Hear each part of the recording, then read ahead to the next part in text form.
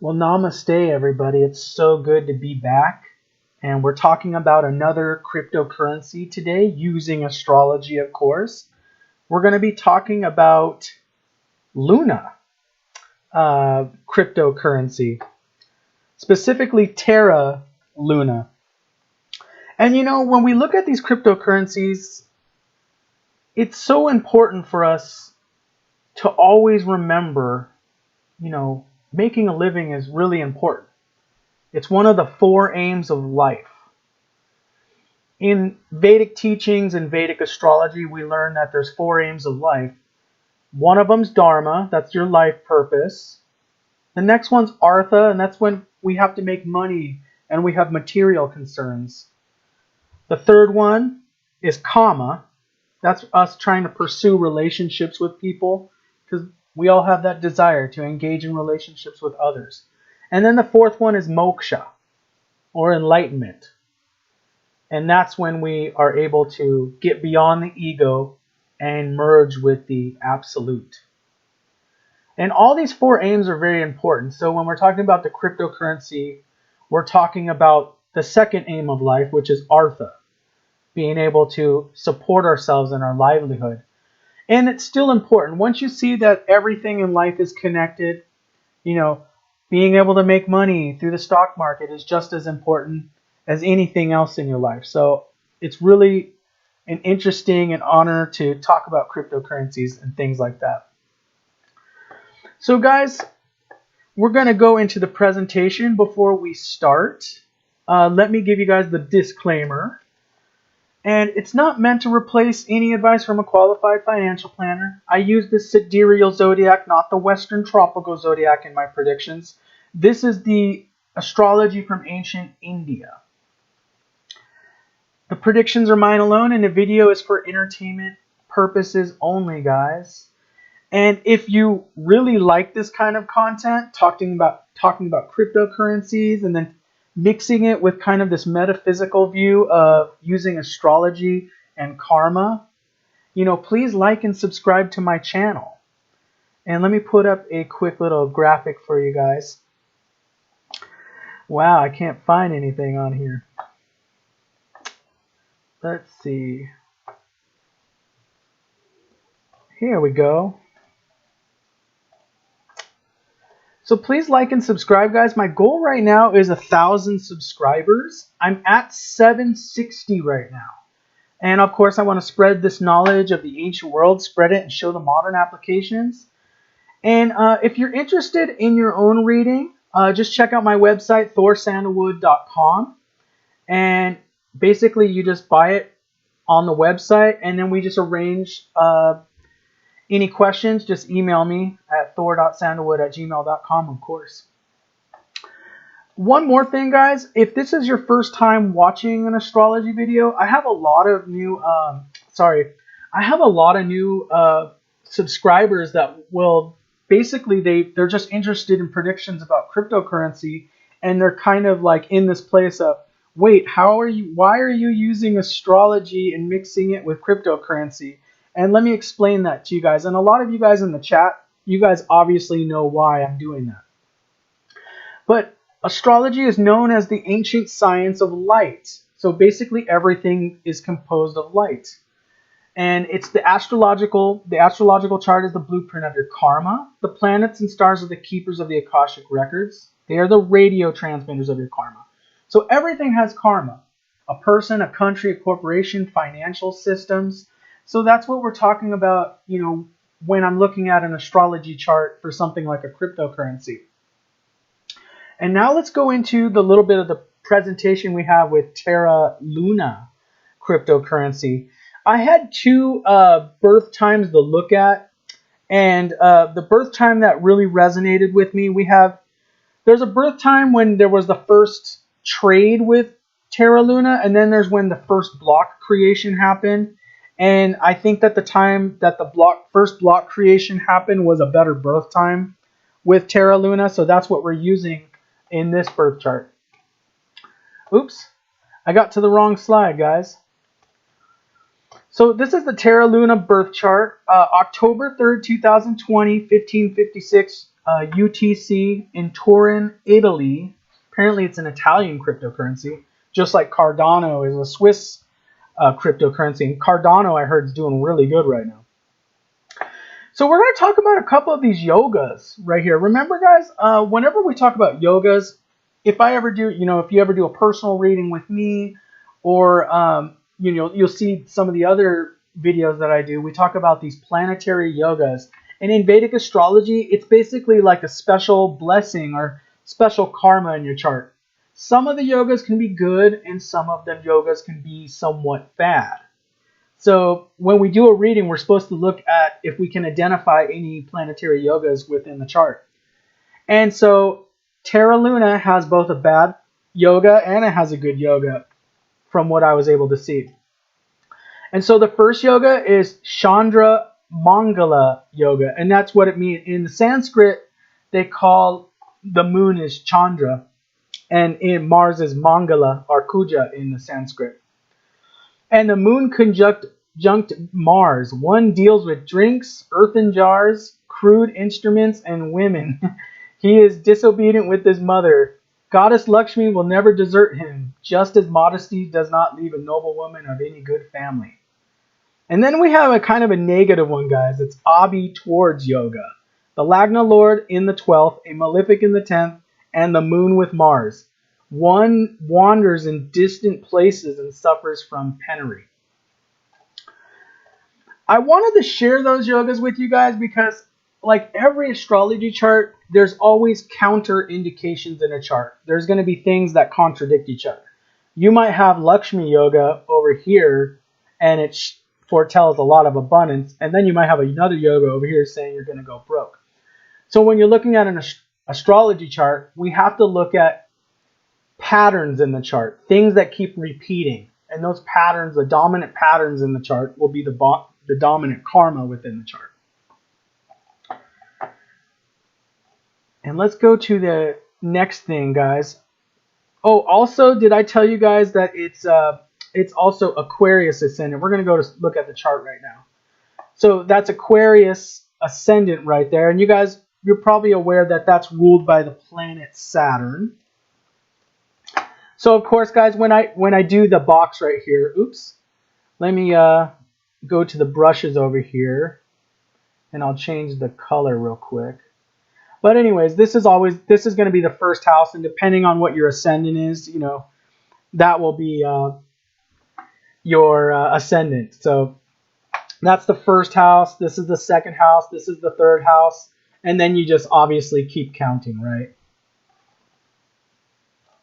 So Aquarius and Capricorn, they're ruled by, Mr. Saturn over here. And so remember that Chandra Mangala yoga right there, we can see right there in the sign of Aries. You got Mars and you got Moon together. And that's the yoga that creates that goddess Lakshmi will never desert him. So that's a good one to have for Terra Luna. That's a good yoga to have. And we won't go into the other yoga, so just for the sake of time. But we're going to go into some observations that we see in the chart. Okay, guys? Let's see. We're going to go into some observations here. We're going to look at both like good and bad things in the overall chart. You guys are aware that in your chart, wherever the planets are in at birth, that's like your general karma throughout life. That's going to be the basic blueprint that your life unfolds by. But then when you're in planetary periods like Mahadashas and Bhuktis, that's when the karma gets more specific to the planetary period that you're in. And then also the transits, you see there's all these indications. And the transits are usually the triggers of karma for like the Mahadashas. However, if you have a transit that's contradicting a Mahadasha or a Bhukti, the Mahadasha and Bhukti Lord are going to kind of overrule whatever the transiting planet says, okay? So let's go to the chart a little bit, guys. One thing you'll notice is the Lagna Lord, Saturn, is in the 12th house. This can be kind of a negative thing because remember 12th house is the house of losses, and it's the house of ending. So this can kind of create an energy drain on somebody. So that's not looking too good for Terra, Luna Terra. But we have Jupiter, and let's check this out. We have Jupiter here in the 11th house. Let me clean that a little bit. We have Jupiter here in the 11th house in its own sign of Sagittarius, and it rules the 2nd house. So Jupiter is going to be the money planet, because remember, the 2nd house and the 11th house has to do with money. Okay? The money houses. Also, you do need to look at the condition of Venus in a chart when you're looking at money. And also things like the 5th house. We want to look at the 9th house to see if there's any good luck happening in your life. But, 2nd and 11th is going to be the saved income and then the earned money through savings and so forth. So Jupiter's that's probably one of the strongest points that I see in the Luna chart so far is the Jupiter placement. And let's go back into this thing. We'll see what other things we can find. Now, if you notice, you guys remember what I told you guys? The 3rd house is good for self-earned wealth. Like if this was a person's chart, I would say that, this person might have a good propensity towards having their own business. So in somebody's chart, there's going to be you might see in someone's chart that maybe they're better off working for some corporation or the government, just kind of taking a regular job. Or you might see, if the 3rd house is really strong, creating your own business. Because 3rd house is also like being an artist.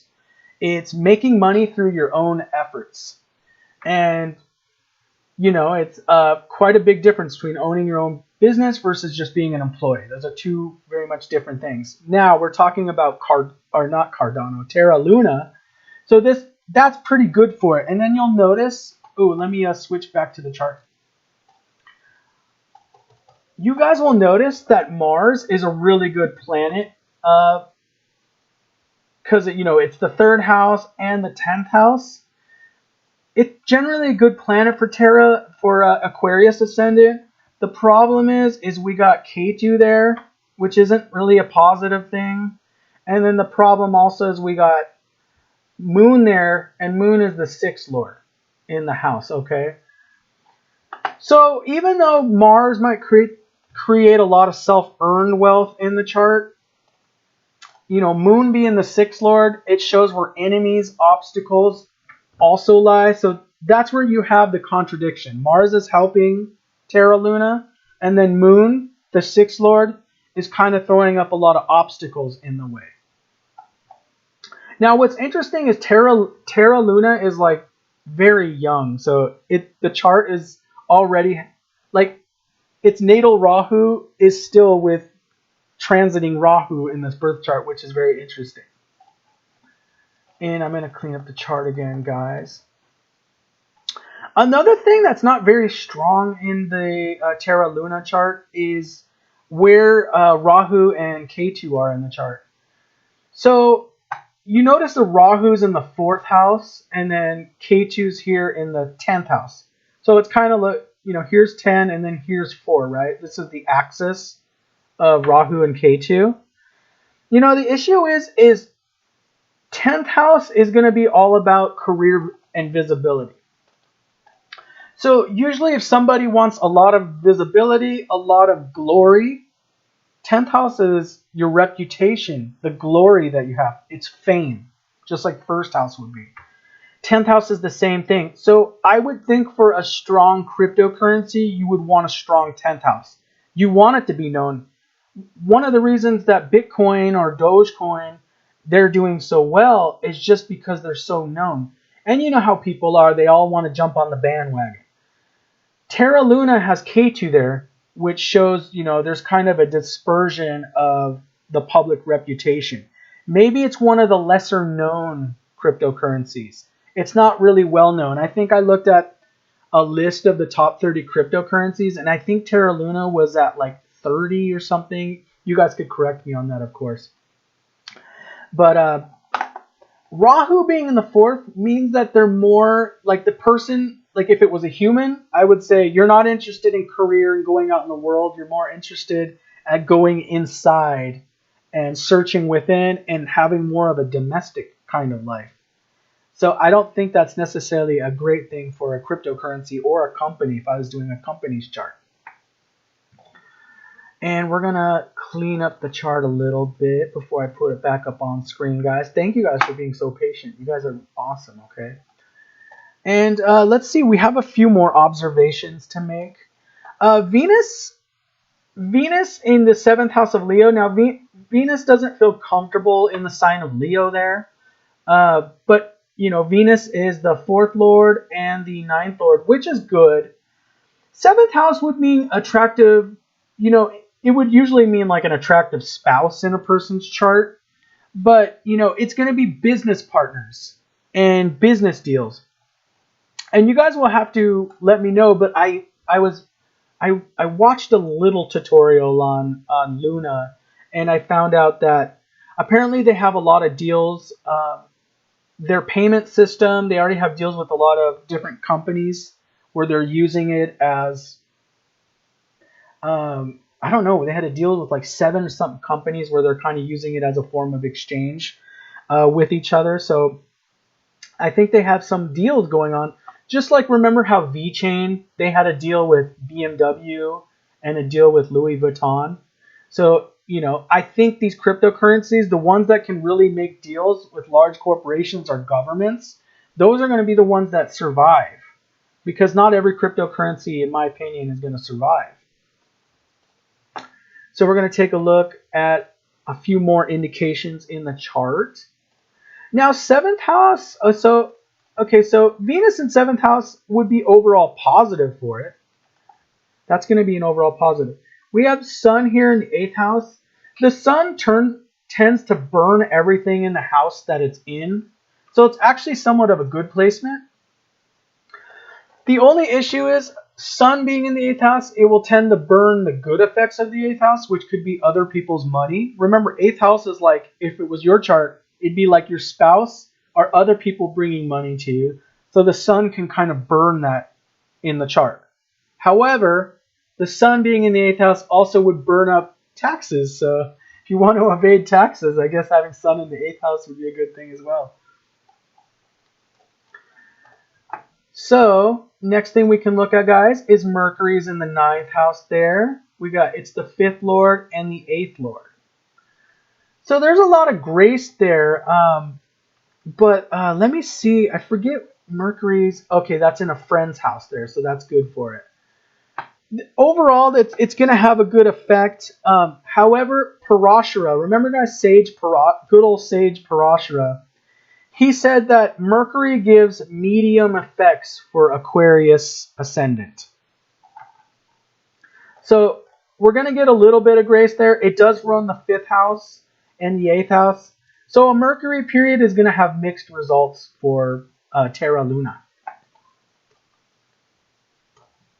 And one more thing, before we move to the transit, I'll show you guys the dashas, the Mahadashas and Bhuktis for Terra Luna. And I wasn't that impressed by what Mahadasha and Bhukti Terra Luna is in. And I know, you guys, I get sometimes comments on some of my videos where people are like, oh my, you know, they don't like it because I give a bad prediction. But what I'll tell you guys right now is I think that Terra Luna is going to have mixed results right now, especially since it's running K2 Mahadasha. And let me show you guys in the Dasha chart here. We'll take a look at. You guys see how basically it was born in K2? So right here, it's in K2 Rahu right now. It's about to enter K2 Jupiter right there, which that might actually, so it's mixed because it's in the Mahadasha of K2, which is generally not good because remember guys, K2 guys, remember, it's in the 10th house. It's not really that great for the public visibility, right? So it's not really a positive planet. But, you know, and in Rahu, it's been making some money during this Rahu period with the bull run. But I think the reason why it's having this current bull run right now, and we'll go into it in the chart here, is because of Jupiter when it entered Aquarius. I think that's what's more causing the bull run than Rahu, because Rahu's in the 4th house, which really isn't a money house. So I'm thinking that it's not Ketu and Rahu that are helping Terra Luna at this point. Where I think there might be a little money to be made in this is, let me clean this up, is remember I told you guys Jupiter was a very good planet? There might be some money, being made after June 17th. And I'm going to tell you, remember guys that Saturn and Jupiter are going to be going retrograde this summer. That's why I'm not thinking that right away this Bhukti is going to be great. But I think at the end of 2021, the Jupiter Bhukti can make you some money. Now, we're not looking at the long-term potential, but because I'm mainly focused on the 2021 predictions, just like I tell you guys. And so I see mixed results with there, just because even though it's going to be in that Jupiter Bhukti, it's still in K2. And like what other astrologers I've watched and seen and learned from say is, K2 is still K2 and Saturn is still Saturn. Like those planets, it's like no matter how you dice it, it's somewhat of a malefic planet. Even if K2 is like in a good house and it has a good lord, it's still K2. It's still going to dissolve things. It's still not going to be creating a whole lot for a person. So let's go. You guys remember, and let's go back to the chart really fast, or the presentation real quick. You guys remember, I'm going to talk about the lunar eclipse in Scorpio on May 26, 2021. And this occurs in the 10th house of Scorpio. K2 South Node eclipse is associated with loss of energy in the house that it occurs in. 10th house is all about visibility and public recognition. The lunar eclipse may drain the vitality from the 10th house. Not auspicious. Watch for drops on or around August and September because of the eclipse, the aspects to the eclipse point. And let's go back to, so you guys remember how K2 was in the 10th house in the Terra Luna chart. That lunar eclipse that's happening on May 26th in the sign of Scorpio, I don't see it helping. It could cost some sort of market drop around that time. Right now we're already starting to see the effects of this lunar eclipse in Scorpio. We're already having these crazy stuff happening in the Middle East, and then we're having a lot of volatility and a lot of inflation right now. So I mean, we're just like one event away from causing some sort of market crash or something. So I'm just saying, if you hold Terra Luna, I would just be wary right now. I think that they're going to make money, at the end of 2021, but I think it's going to be a bumpy road throughout the summer, like I think it is for most of the market. I think the summer is going to be a little iffy. And we'll go into that a little bit, guys. Now, I really want to talk about this Jupiter transit through Aquarius with Terra Luna, guys. Remember, it entered Aquarius April 6, 2021, all the way through April 13th, 2022. It transits the first house of Terra Luna. This is always beneficial. Note that Jupiter is the 2nd and the 11th lord, the money houses. Look like gains until at least June 20th when Jupiter goes retrograde.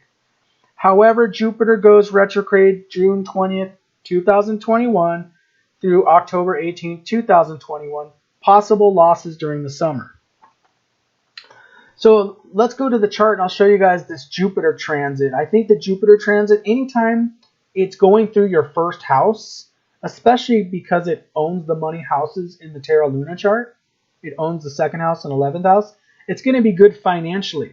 But remember, when a planet goes retrograde, it just kind of loses in my power. Some Vedic astrologers say it gains strength, but in my experience, I feel like the planets are not functioning properly when they're retrograde, okay?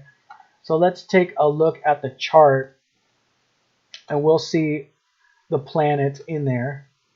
So natal Jupiter's right there, right? But transiting Jupiter is right here.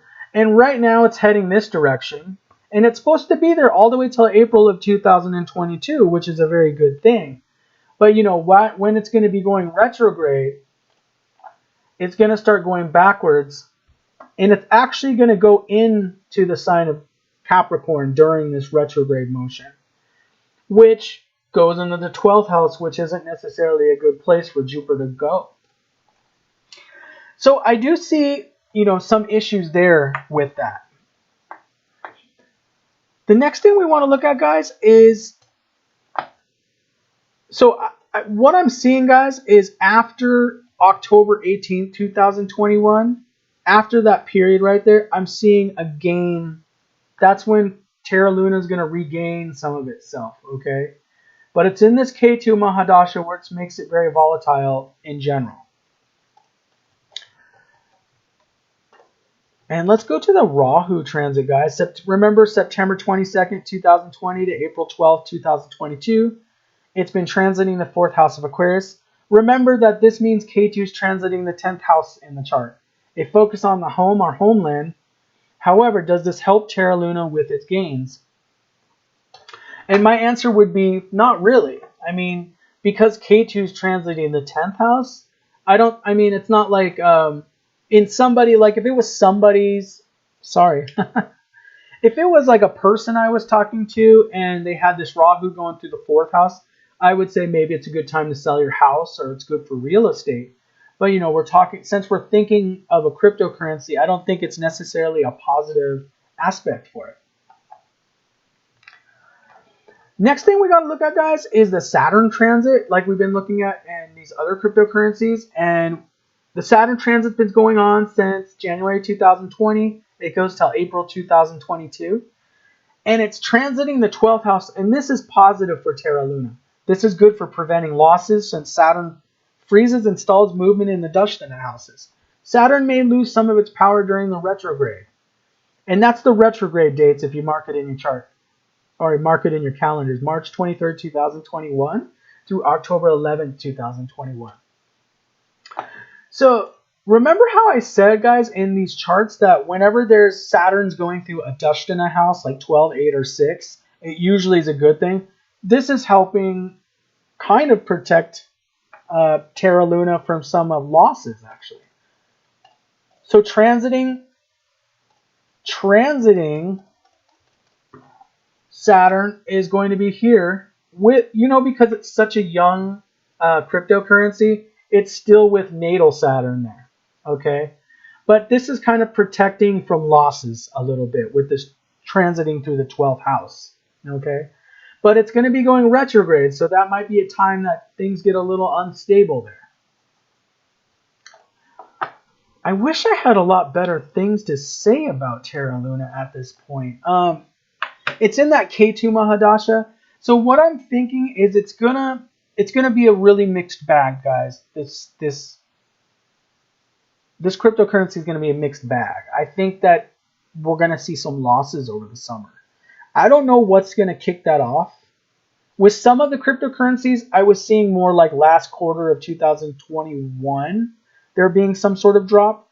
But with this one, I'm thinking it's a little sooner. And let me pull up my analysis, guys. So the current bull run seems to be related to Jupiter entering the 1st house of Aquarius. I believe there's a short window to make money with Terra Luna. June 20th through October 2021, I'm worried about Terra Luna losing value due to the retrograde motion of the planets. We will see the price rise again at the very end of 2021. So maybe I'm thinking maybe some of the issues might come that even, like, you know what the thing is with a lot of these cryptocurrencies is that even though they might even be a great idea, like everything about them on paper makes total sense. The way they're designed, like Cardano. If you look at Cardano, Cardano was designed by engineers as a 3rd generation crypto, and they have all these things in mind about Cardano.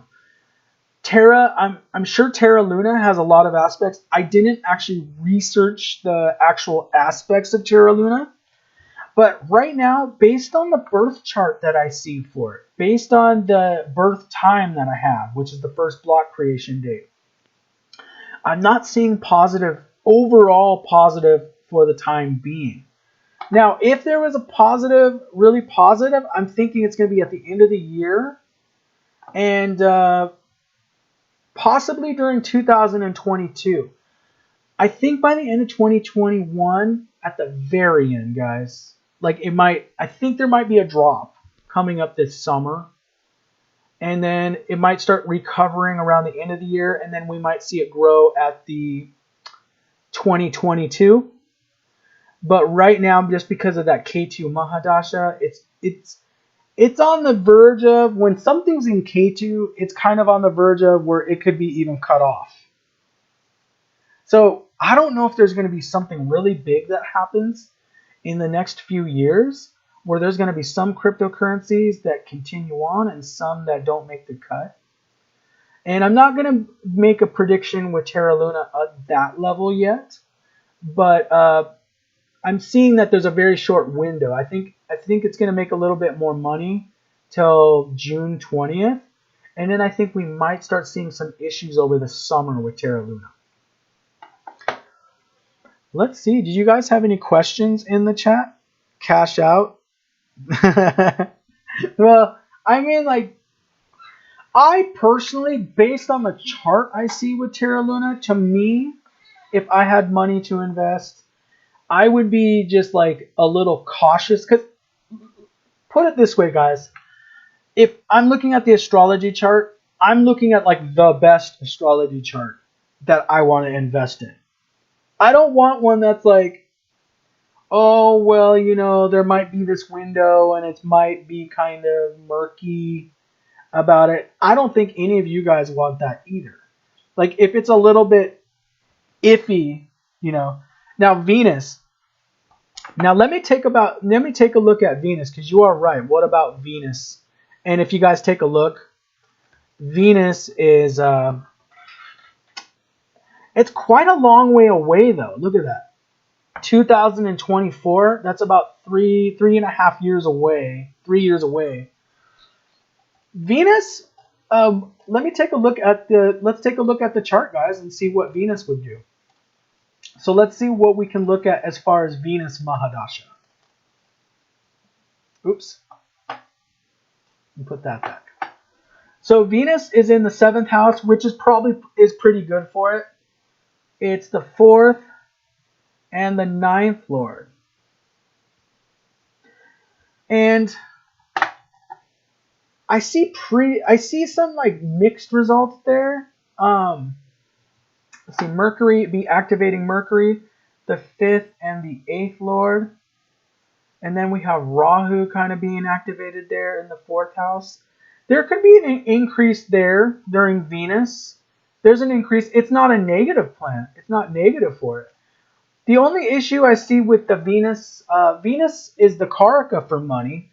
So I would be thinking Luna's going to number 1. Venus would be actually, because it is the Karaka of finance, the Karaka of money. That would be the time where I could see it growing, was during Venus. I don't see it. It's not as strong as Jupiter in the Terra Luna chart. So I guess that's one of the issues I see. Venus is like pretty good, I would say.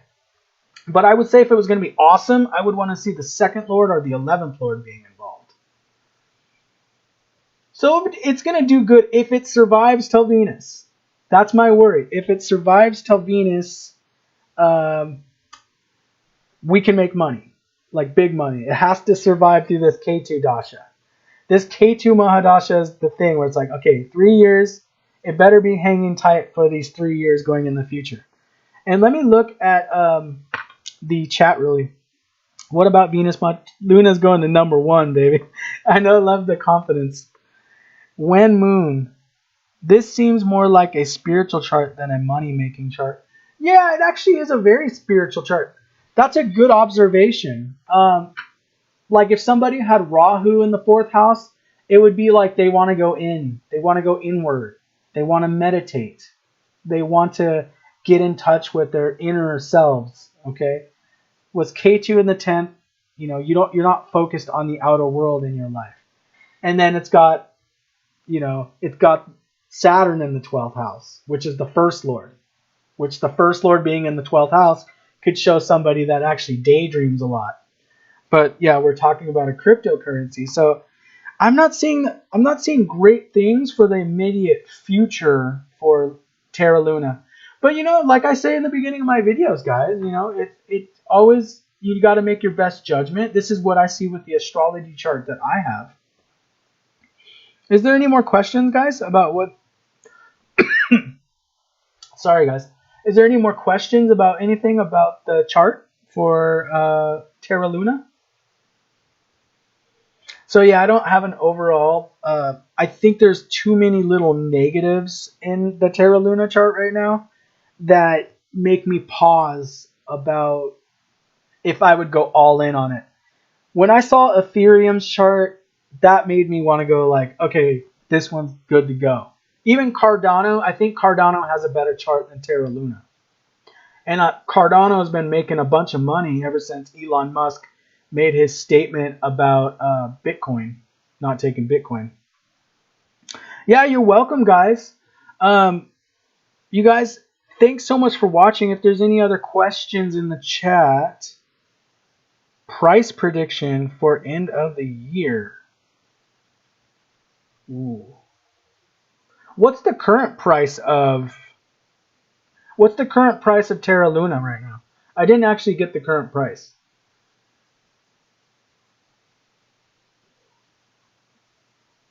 Let me see the current price. I'll have to look that up, guys, if you guys have that current price for me. I didn't actually copy and paste a chart on this one.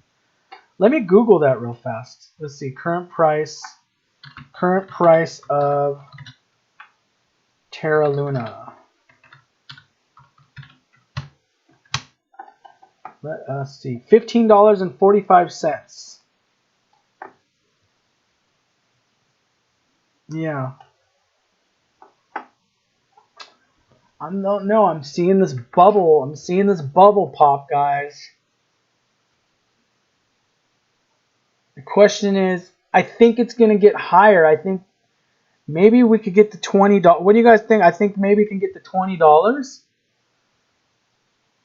You know, right before, during the middle of the summer, maybe at the end of June, I think it could go higher. The problem is I think this end of summer is going to be very treacherous. It might be at $10 or $15 by the end of the year, guys. I don't think it's going to be huge. I don't think it's going to be a landslide. Wow, everybody was guessing it like the price are right in the chat. So yeah, I think that I don't think it's going to go like way higher. It might, like in the next month or two, remember I said June 20th, even July, it might be higher than this $15 mark, of course. But I see there being a big drop, and I think it's going to be for a lot of assets. Ouch. Yeah, guys. Well, guys, if there's nothing else, I'm going to call it a wonderful day on this one, guys. Thank you guys so much for watching. I'm going to do another YouTube video on Monday. I'm going to take the tomorrow off, and we're going to do a YouTube video on Monday at 7 p.m. Pacific Daylight Time. Okay? Guys, thank you guys for coming. Namaste. Many blessings. And I'll see you guys in the next video.